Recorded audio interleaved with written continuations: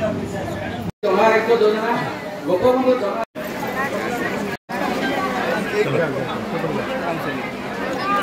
चिकित्सा योजना परिवार समस्त वर्ष को 5 लाख टंका और महिला वार्षिक अतिरिक्त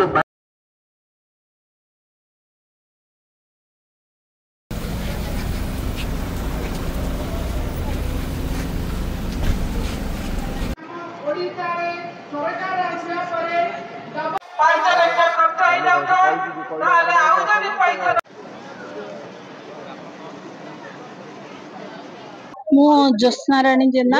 एक्स जिला परिषद मेंबर थी एबे मु दिशार मेंबर अच्छी। आज जो आयुष्मान कार्ड होची आगुरु जो कार्ड दिया होतला सेटा हमर ओडिसा रे जो माने उपकृत होतले ओडिसा बाहर जदी हमर तो प्राय हाराहारी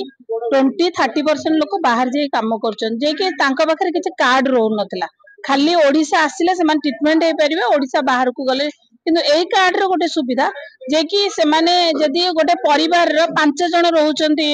ओडिसा रे गां रे रहउचंती ताले तांग परिवार 5 जण धर बेंगलोर रहउचंती के हैदराबाद रहउचंती के मुंबई रहउचंती सेमान सेठी भी ट्रीटमेंट पाई परिबे ता सहित आउ गोटे सुविधा आपण मानकू हेची जे कि गोटे कार्ड रे आगुरु दिया होतला परिवार समस्त रहउतले एबे समस्तंग पई अलगा अलगा कार्ड हेची तापर आउ गोटे सुविधा जे कि सेटा समस्त डीपली चिंता करिया दरकार जे कि आगुरु मिडिल क्लास फैमिली रो जे कि